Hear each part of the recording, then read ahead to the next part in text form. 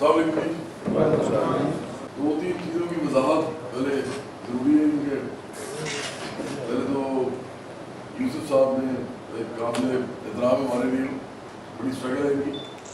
इन्होंने कहा कि मैं मजदूरों की मदद करने के लिए आया हूँ, जबकि मैं वजाहत ही करना चाहता हूँ कि जिस तरह मेरी नज़रियाती तरबियत हुई है, जिस तरह मैं समझता हूँ चीज़ों को, जिस तरह मैं दुनिया की मैशियत को देखता हूँ, तो मजदूरों की मदद नहीं की जा सकती। मजदूरों के साथ खड़ा हुआ जा सकता है इसलिए ताकि एक ऐसी दुनिया बनाई जाए जो मजदूरों की ही दुनिया को खुद चलाए इस दुनिया में। तो हमने क्या मदद करनी है आपकी? आप तो खुद जो है वो असल में दुनिया के वारिस हैं, दुनिया के मालिक हैं। ये एक अलग बात है कि इस दुनिया के अंदर एक ऐसा निज़ाम राइज है जो मजदूरों से काम करवाता है, लेकिन जिनसे काम करवाता है उन्हीं को कुछ नहीं देता। ये बड़ी गैर इंसानी, गैर फितरी बात है असल में। बिल्कुल ऐसे जैसे मैं अगर पुराने ज़माने में हम एहराम मिस्र वगैरह के बारे में जान पढ़ते हैं तो पता लगता है कि वो बड़े बड़े पत्थर लेके आते थे लोग, तो हज़ारों लोग मर जाते थे और वो पत्थर लगा के आखिरकार एक हरम जो है वो तामीर होता था एक बादशाह के लिए। तो अगर आप देखें तो हम भी ऐसे ही दौर में इसी तरह ज़िंदगी गुजारे। फ़र्क ये है कि हम ज़रा देर से मरते हैं, वो ज़रा जल्दी मर जाते थे पत्थर के नीचे। लेकिन अगर आप पाकिस्तान में मजदूरों की और किसानों की एज देखें, जितनी देर में वो ज़िंदगी से हाथ धो बैठते हैं या जिस तरह की वो ज़िंदगी गुजारते हैं, जिस तरह की ग़िज़ा वो खाते हैं, जिस तरह के कपड़े वो पहनते हैं, जिस तरह की उनके पास सहूलियात और ज़रूरियात जो होती हैं जो उनकी जायज़ होती हैं, और जायज़ का मतलब है कि जो कुछ दुनिया में है उन्होंने ही बनाया, उनके हाथों से निकला, लेकिन उन्हीं को मैसर नहीं होता। तो मैं समझता हूँ कि आज भी इंसानों को इसी तरह मारा जा रहा है। अगर इस तरह नहीं तो फिर जंगें करवा दी जाती हैं, जंगों के अंदर लोग मर जाते हैं, जंग के अंदर असला बेचा जाता है। कोई दुनिया में ऐसी जंग नहीं है जहाँ असला इस्तेमाल ना हो, और कोई दुनिया में ऐसा असला नहीं है जो सरमायादार ना बनाए। और जब सरमायादार एक चीज़ बना लेता है, असला बना लेता है, तो फिर उसको बेचता भी है। कभी हो सकता है कि कोई चीज़ बना दी जाए, इतने पैसे लगा के उसकी कॉस्ट हो, और उसको बेचे ना, वो तो घर पड़े पड़े ख़त्म हो जाएगी। आपको तो पता है सरमायादारी का असूल है। जैसे दुनिया में जितनी भी जंगें हो रही हैं, सबसे पहला सवाल ये है कि वो उनको असला कौन दे रहा है? वो तो बड़े बड़े सरमायादार मुल्क हैं और वो दे रहे हैं, सबको मालूम है। ये वही मुल्क हैं जो बाद में इंसानी हकूक़ की बात करते हैं, अब बाद में कहते हैं कि अमन होना चाहिए मुल्कों के अंदर, प्यार मोहब्बत से लोगों को रहना चाहिए, लेकिन असला ले रहे होते हैं उनको और बेच रहे होते हैं। जब रिसेशन आई थी तो उस वक्त भी दुनिया की जो सबसे बड़ी जो इंडस्ट्री थी जो उसमें भी प्रॉफिट करी, आपको पता उसने कभी प्रॉफिट करना नहीं छोड़ा, रिसेशन में भी प्रॉफिट करती रही है। जब रिसेशन स्टार्ट हुई, और वो इंडस्ट्री है हथियार साजी की इंडस्ट्री, लॉकहीड मार्टिन जो है वो उसके इतने ज़्यादा प्रॉफिट से उस वक्त आप सोच ही सकते हैं रिसेशन हुई। दुनिया को अगर आप दुनिया का जायज़ा लें तो पता लगता है कि सरमायादाराना निज़ाम अपनी मुद्दत पूरी कर चुका हुआ। ये अब दुनिया को कुछ भी देने से कासिर है। आप दुनिया में कहीं भी चले जाएं, किसी भी मुल्क में, वहाँ पे अगर आप तकाबली जायज़ा लें दो क्लासेस का, वर्किंग क्लास का और रूलिंग क्लास का, उनके दरमियान में डिस्पैरिटी या दौलत का जो फ़र्क है वो बढ़ता जा रहा है दिन दिन, क्योंकि दुनिया की सारे निज़ाम सरमायादारी इस नहज पे आ चुकी है कि दुनिया के सारे निज़ाम, चाहे वो फाइनेंस कैपिटल के हवाले से हो, चाहे वो बैंकिंग के हवाले से हो, चाहे वो सरमायादारी कैपिटलिज्म के हवाले से हो, जहाँ जो फ्यूडलिज्म है उसके हवाले से हो, या फिर ओपन मार्केट है, फ्री ट्रेड, फ्री इकॉनमी हम कहते हैं, लेकिन इसके ऊपर जो कब्ज़ा है वो सिर्फ चंद लोगों का है, और वो चंद लोग चंद मुल्कों में बसते हैं। तो ये एक आलमी मसला है बेसिकली। ये कोई पाकिस्तान का मजदूर अकेला इसको हल नहीं कर सकता, पाकिस्तान का किसान भी अकेला इसको हल नहीं कर सकता, इंडिया और पाकिस्तान का किसान और मजदूर मिल भी जाए तो उसको हल नहीं कर सकता, इसको इससे आगे निकलना पड़ेगा। دنیا کے اندر 80 لوگ ایسے ہیں جو اتنی دولت رکھتے ہیں کہ اتنی دنیا میں 3.5 ارب لوگ رکھتے ہیں، اور دنیا میں 100 لوگ ایسے ہیں جن کی 1 سال کی انکم جو ہے، صرف 1 سال کی انکم آمدنی وہ اتنی ہے کہ وہ اس دنیا کی پوری غربت جو ہے اس کو 4 دفعہ ختم کر سکتے ہیں۔ اس دنیا میں ہم رہتے ہیں جو اتنی ناانصاف ہے، جو اتنی غیر متوازن ہے، تو اس دنیا میں رہتے ہوئے ہمیں اپنے اپنے ملکوں میں اپنی اپنی جگہ پہ ورکنگ کلاس کو اسٹرگلز بلڈ کرنی پڑیں گے۔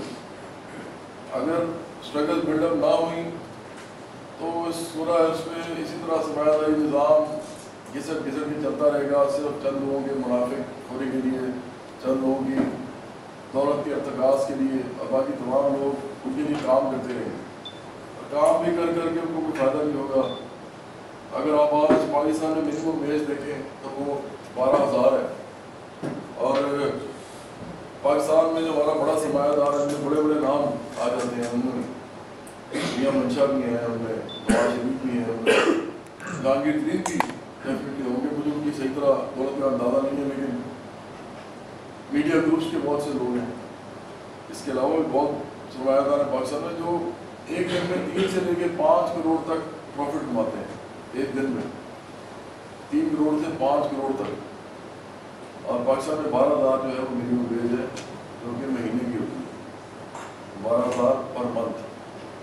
یہ وہ تقابل ہے، یہ وہ فرق ہے جو انسانوں کے درمیان میں اس ملک کے اندر ہے۔ سب سے بڑا سوال پیدا ہوتا ہے جس پہ میں ہمیشہ بات کرنا چاہتا ہوتا ہوں، اور جب میں کرتا ہوں تو مجھے تھوڑا سا لوگوں کے جس طرح کی ان کی تربیت ہوئی ہوتی ہے، ہر انسان کی تربیت پاکستان میں جو ہوتی ہے وہ ایک بڑے عقیدت مندانہ ماحول میں ہوتی ہے۔ ہم اپنے والدین سے محبت کرتے ہیں، اپنے بہن بھائی سے محبت کرتے ہیں، اپنے مذہب سے محبت کرتے ہیں، اپنے معاشرے سے محبت کرنے کی کوشش کرتے ہیں، یا کم از کم جذبات رکھتے ہیں۔ ہر انسان کا دل کرتا ہے کہ وہ کسی غریب کو کچھ دے دے، کسی مظلوم کے ساتھ کھڑا ہو جائے، لیکن کئی دفعہ نہیں آتے ایسے حالات، ایسے مواقع نہیں آتے، اور اپنے لیے اتنی بھاگ دوڑ بندہ کر رہا ہوتا ہے کہ دوسرے کے ساتھ کھڑا ہونا مشکل ہوتا ہے، لیکن جذبات ضرور ہوتے ہیں۔ جو میں ابھی بات کرنے لگا ہوں یہ بڑی امپورٹنٹ ہے، یہ شاید تھوڑا سا ہمیں اپنے عام جس طرح ہماری تربیت ہوئی اس سے تھوڑا سا علیحدہ ہو کے دیکھنا پڑے گا، کہ سوال یہ ہے کہ جو اتنا بڑا فرق ہے انسانوں کے درمیان،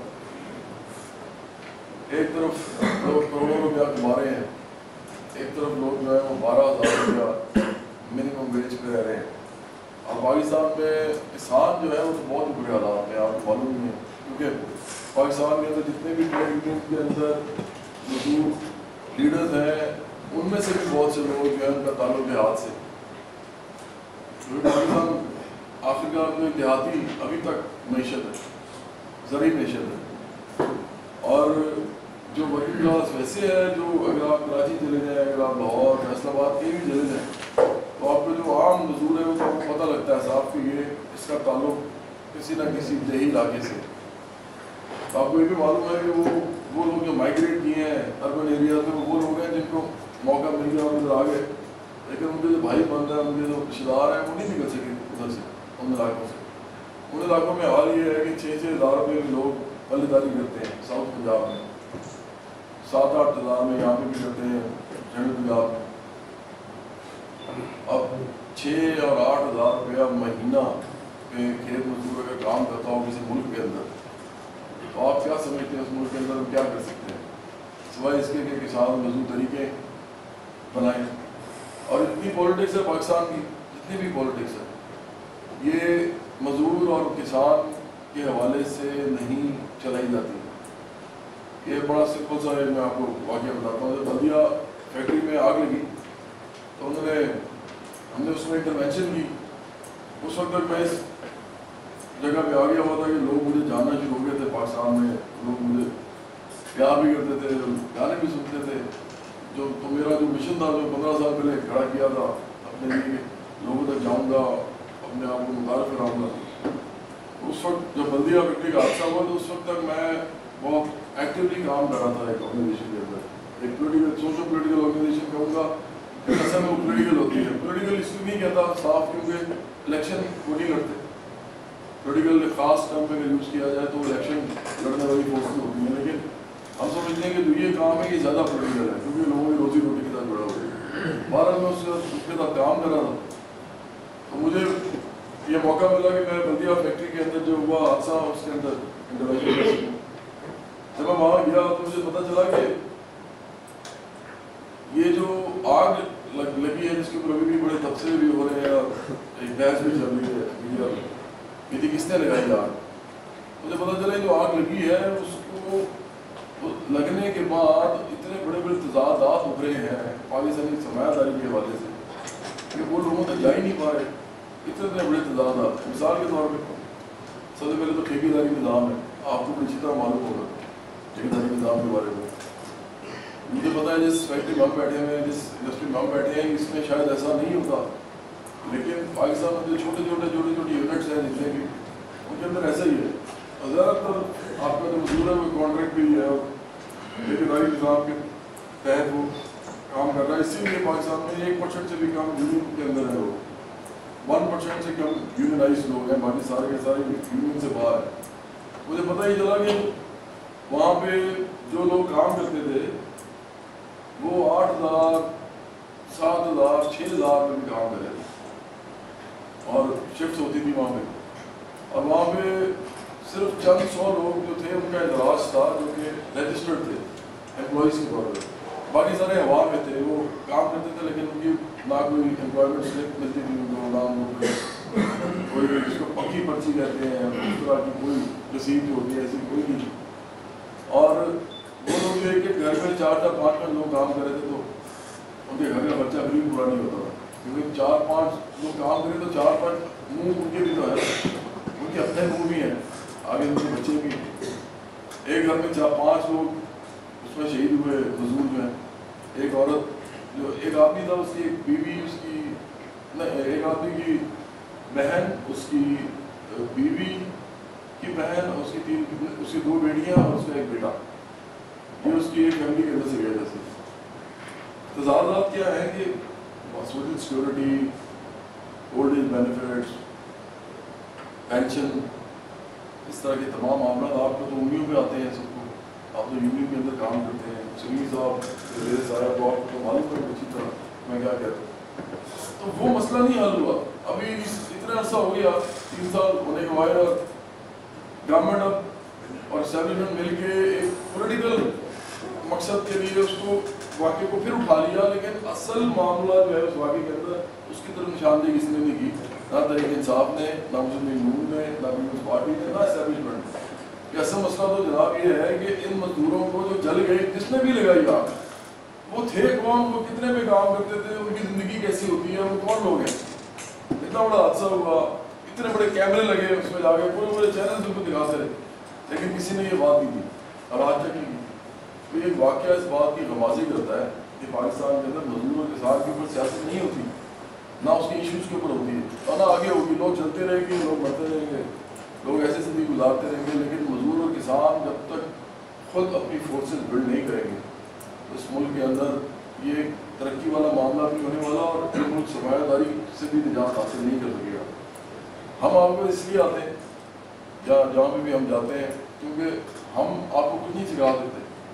میں کہتا تھا کہ جو ورکنگ کلاس ہے وہ اس سے آپ نے سیکھنا ہوتا ہے, آپ نے کچھ سکھانا نہیں ہوتا, کیونکہ ایشوز آپ کو پتہ ہے, ورک پلیسز آپ کو پتہ ہے, اس کے اندر مشینز کون سی وہ آپ کو پتہ ہے, مشینیں چلتی کیسی ہے وہ آپ کو پتہ ہے, آپ لوگوں کی یونینائزیشن کیسی ہوتی ہے آپ کو پتہ ہے, آپ کے کٹ کس طرح ہوتے ہیں آپ کو پتہ ہے, آپ کے لوگوں کے اندر کتنے لوگ دیہات سے, کتنے لوگ اربن ایریا سے تعلق رکھتے ہیں آپ کو پتہ ہے, کن کن رجحانات کے ساتھ وہ آتے ہیں. ان کے اندر بلوچ, سندھی, پنجابی, پٹھان, ان لوگوں کے آپس میں کس طرح کی تعصبات ہوتے ہیں, یہ بھی آپ کو پتہ ہے. یہ آپ نے مجھے سکھانا, میں نے تو آپ کو نہیں سکھانا. تو اس لیے جس بات میں بار بار 2 دفعہ کہہ چکا ہوں, لیکن میں اس پہ آ رہا ہوں, جس میں نے کہا تھا کہ ہمیں سوچنا پڑے گا اس میں تھوڑا. وہ یہ ہے کہ کیا یہ ملک جو چل رہا ہے, جو نظام ہے, جس کے اندر غریب امیر اتنے بڑے فرق کے ساتھ موجود ہیں, کیا یہ کوئی خدائی نظام ہے کیا خدا نے ویسی چیز لکھ دی ہے؟ جیسے ہمیں بتایا بھی جاتا ہے کہ خدا تو بڑا رحیم ہے، بڑا کریم ہے. اب خدا نے جو جب بارش ہوتی ہے تو بارش تو تمام شہر کے اوپر ہوتی ہے. یہ تھوڑی دیکھتی ہے کہ غریب کا گھر ہے اس میں نہیں ہونا اور امیر کے گھر میں ہونا ہے. سورج کی روشنی بھی سارے لوگوں کے لیے. اگر آج ملٹی نیشنل کمپنیز جو ہیں اس طرح سورج کو خرید سکیں تو وہ سورج کی روشنی بھی پیسوں سے دیں گے. آپ اس طرح سمجھ لیں. کیا پانی کے ساتھ ایسا نہیں ہوا؟ پاکستان میں جو پانی ہے کیا وہ پیسوں کا ہمارے پانی بوتلوں میں بند کر کے ہمیں نہیں دیا جا رہا؟ یہ ہمارا پانی ہے. ہمارا پانی کہاں سے ہے؟ ہمارا تو نہیں، خدا کا پانی. خدا نے جتنی ریسورسز ملک میں دی ہیں، جتنی دنیا میں دی ہیں، وہ ساری کی ساری خدا کی ہے، تو ہماری سب کی ہے نا. وہ چند لوگوں کی کیسے ہو سکتی ہے؟ سب سے بڑا سوال تو یہ پیدا ہوتا ہے. جس طرح میں نے کہا کہ سورج کے اوپر یہ ہوا تو ہوا کے اوپر ہو گیا. اگر ہوا آکسیجن کم ہوگی، میں نے کہا کہ آکسیجن صرف پیسوں سے ملے گی تو لوگ مر جائیں گے. آپ کو بتاؤں وہ جلدی مر جائے گی نا، جیسے کدیا فیکٹری میں جل کے ایک دم مر گئے. لیکن میں نے آپ کو کہا تھا لوگ آہستہ آہستہ بھی مرتے ہیں. وہ ایسے تو مر رہے ہیں لیکن وہ جلدی مر جائیں گے، وہ آکسیجن بھی بند کر دیں گے. لیکن اگر آج آپ مزدور کی حالت دیکھیں تو جس طرح کی غذا آپ کو اتنی مہنگی مل رہی ہے تو کیا مزدور اس غذا کو نہ کھانے کی وجہ سے جو اس کو ضروری ہے اس کے بچوں کے لیے، اس کے لیے جو پروٹین ہے، جس میں کاربوہائیڈریٹس ہیں، جس میں منرل واٹر ہے، جس میں منرلز ہیں، جس میں فیٹ ہے، جس میں وائٹامنس ہیں، یہ ساری جو غذا ہے جس کو کھانے سے انسان ایک لمبی زندگی جی سکتا ہے، تو کیا یہ ملتی ہے مزدور کے کسان کو؟ تو کیا وہ آہستہ آہستہ مر نہیں جاتا اس کے نہ ملنے سے؟ اس کے نہ ملنے سے بیماریاں پیدا ہوتی ہیں. اسی لیے پاکستان کا مورٹیلٹی ریٹ بہت کم ہے. پاکستان میں لوگ بہت جلدی مر جاتے ہیں باقی ملکوں کے نسبت. اس کی وہ بھی تو مرنا ہی ہے نا، وہ بھی کسی چیز کی کمی یا کسی چیز کی فقدان کی وجہ سے لوگ مر رہے ہیں. تو اگر دیکھا جائے تو چاہے آپ ایک دم کسی کا گلا دبا دیں یا چاہے آپ اس کی کسی ناک میں انگلی رکھ دیں اور اس کی وجہ سے اس کا جسم ایسا اس کا خراب ہونا بھی ہو جائے، دونوں ایک ہی باتیں ہیں، صرف ٹائم لیپس کا فرق ہے. تو اگر دنیا میں اسی طرح ہم نے چلنا ہے، ہم سمجھتے ہیں تو ہمیں یہی فکر سمجھنا ہے کہ یہ خدا نے نظام بنایا ہے، غریب اور امیر بنائے ہیں، خدا نے بنا دیے. کیا ہو سکتا ہے؟ ہم صرف دال بات کر سکتے ہیں. اگر حکمران طبقہ چاہے تو ہمیں کچھ دے دے، نہیں چاہے تو ہم کیا کر سکتے ہیں؟ ہمارے مائی باپ ہیں. تو اگر تو ہم نے اسی مائنڈ سیٹ کے ساتھ چلنا ہے تو پھر تو ہمارا خدا بھی حامی ناصر نہیں ہے. اور آپ کو معلوم ہے اسی طرح ایتھوپیا کے اندر خدا خود کہتا ہے نا کہ خدا نے آج تک اس قوم کی حالت نہیں بدلی. خدا نہیں کہتا، علامہ اقبال کہتے ہیں اس کی طرف سے، خدا نے آج تک اس قوم کی حالت نہیں بدلی، نہ ہو جس کو خیال آپ اپنی حالت کی بدلنے کا. تو میں سمجھتا ہوں کہ پاکستان کے اندر ابھی اگر ہم اس فلسفے کو رد کر دیں کہ یہ جو نظام ہے اور اس کی بڑی سائنٹیفک وجہ ہے، یہ خدا نہیں چلا رہا، یہ معاشی نظام اور یہ جو سیاسی نظام ہے یہ انسان چلا رہے ہیں. اور اس کا بڑا سمپل سا ثبوت ہے. پاکستان میں جو لیجسلیشن ہے کا ادارہ جو ہے پارلیمنٹ میں جتنے بھی قوانین وضع کیے جاتے ہیں وہ انسان لکھتے ہیں، خدا تو نہیں لکھتا، وہ اپنے ہاتھ سے لکھتے ہیں. جب منیمم ویج اسٹیبلش کی جاتی ہے، ایک آدمی کی قسمت کا فیصلہ کیا جاتا ہے کہ اس کو 5 سال تک اگلے اتنے پیسے دیے جائیں گے، تو کیا وہ خدا اس کی منیمم ویج لکھ رہا ہوتا ہے؟ کیا خدا کہتا ہے کہ اس کو 12,000 روپیہ دینا کسی کے کام میں کہتا ہے؟ سسٹم کے اندر وہ خود ہی بجٹ بناتے ہیں، خود ہی بیان کر کے ادھر ادھر ورکنگ کلاس میں کہتے ہیں یہ تو ایسے ہی انسان ہے بیچارے، ان کو کام کراؤ، ان کو اتنی پیسوں میں زندہ رہ لیں گے. یہ وہ لکھتے ہیں، خدا نہیں لکھتا. پولیس، فوج، بیوروکریسی، جتنے لاز، جتنے رولز، جتنے ریگولیشنز ہیں یہ خدا نے نہیں لکھے، انسانوں نے لکھے. اس کا مطلب سمپل سا بنتا ہے، یہ نظام جو زمین، آسمان، سورج، چاند، ستارے، پھل، درخت، پھول، یہ سب چیزیں، ہوا، پانی، یہ سب خدا کے ہیں. یہ لاز بھی خدا کے ہیں جس کی وجہ سے چلتے ہیں. لیکن معاشی اور سیاسی نظام جو ہے دنیا کے اندر وہ خدا نہیں چلاتا، وہ انسان چلاتے ہیں. اور اس میں خدا کا کوئی امر دخل بھی نہیں ہوتا، نہ وہ کرتا ہے اس طرح، کیونکہ وہ خود بھی کہتا ہے کہ میں میری سنت ہے، میں میری سنت کے بغیر میں بھی نہیں کرتا۔ سنت تو یہی ہے نا کہ جب ایک آدمی کو روٹی نہیں ملے گی تو وہ مر جائے گا، یہ سنت ہے۔ روٹی نہیں ملے گی تو کیا ہوگا؟ مر جائے گا نا۔ ایتھوپیا میں قحط پڑتا ہے نا، ایتھوپیا میں تو ایک بچہ ہوتا ہے، وہ اس کے پیٹ ایسے ہوتا ہے، فرض کریں تو بہت دن لگ جاتے ہیں، 2 3 4 ایسے ایسے پیٹ جاتا ہے اس کا، مقدار نہیں ملی ہوتی۔ اور جو دیکھنے والے ہیں وہ یہ کہتے ہیں کہ جب وہ مرتا ہے تو اس کا پیٹ ایسے ہوتا ہے، اب اس میں جلد جل چکی ہوتی ہے۔ کیا اس کو خدا اس کو رزق دیتا ہے؟ خدا کی سنت نہیں ہے، اس نے انسانوں کو چھوڑا۔ انسان ایک دوسرے کا رزق بند کرتے ہیں، خدا کسی کا رزق بند نہیں کرتا۔ لیکن خدا دے بھی نہیں دیتا نا، اس کی سنت نہیں ہے، اس تھوڑی گرا دے گا۔ تو اس نظام میں پھر لوگ مرتے ہیں، لوگ پریشان ہوتے ہیں، لوگ مجبور ہوتے ہیں۔ ہمیں آج اگر یہ فیصلہ ہم کر لیں، یہ جو نظام ہے یہ چونکہ انسان چلا رہے ہیں، انسانوں نے اس کو ٹھیک کرنا ہے، اور وہ انسان نہیں ٹھیک کریں گے جن کے لیے موافق نظام ہے، یہ وہ کریں گے جن کے موافق نہیں ہے۔ وہ ہیں مزدور، وہ ہیں کسان، اور مزدور جو ہیں اس دنیا کے اندر اصل وہ لوگ ہیں جو اس دنیا کو بدلنے کی اہلیت رکھتے ہیں، کیونکہ اس دنیا کا پورا نظام ان کے ہاتھ میں ہے۔ ایک ایک فیکٹری، ایک ایک ادارہ دنیا کا جو ان کے ہاتھ میں ہوتا ہے، ان کی نبض اس کی نبض ان کے ہاتھ میں ہوتی ہے۔ جس دن مزدور جنرل اسٹرائک کی کال دیتے ہیں کسی ملک کے اندر، پورا ملک ختم ہو جاتا ہے، بند ہو جاتا ہے۔ اگر اسی دن مزدور اتنے مضبوط ہوں گے، اسی دن وہ پورے اسٹیٹ کو اپنے قبضے میں دے لیں تو آرام سے لے سکتے ہیں، ایسا ہوا دنیا میں۔ لیکن ابھی ہمیں لگتا ہے صرف ایک ملک میں نہیں ہوگا، بھائی پوری دنیا میں ہوگا جب یہ تسلسل چلے گا، کیونکہ دنیا میں سرمایہ داری نظام کسی کو کچھ دینے سے قاصر ہے۔ یہ سب مقدمہ ہے جس میں ہم بار بار آ رہے ہیں۔ جب تک یہ نظام رہے گا اس وقت تک انسانوں کی حالت ایسی رہے گی۔ ہم آپ کے مطالبات، آپ کی جتنی بھی مزاحمتی طریقے ہیں، آپ کی جتنی بھی احتجاجات ہیں، ان کے ساتھ کھڑے ہوں گے، اس لیے نہیں کہ ہم آپ کی مدد کر رہے ہیں، اس لیے کہ آپ ہماری مدد کریں اور اس دنیا کو سرمایہ داری کے اتنے بڑے جو عذاب ہے، جو افریٹ ہے، اسے نجات دلائیں۔ ہم آپ پر اس لیے آئے تاکہ آپ لوگ اپنی قوت کو پہچانیں، آپ لوگ سمجھیں کہ آپ لوگ ہی اس دنیا کے وارث ہیں، آپ لوگ اس بات کو سمجھ لیں کہ آپ نے اس دنیا کو ٹھیک کرنا ہے۔ اگر خدا نے اس دنیا میں چیزیں ٹھیک کرنی ہے تو آپ کے ہاتھ سے کرنی ہے، آپ کے ہاتھ سے ہوں گی، یہ اسٹرگل کے بغیر نہیں ہوتا۔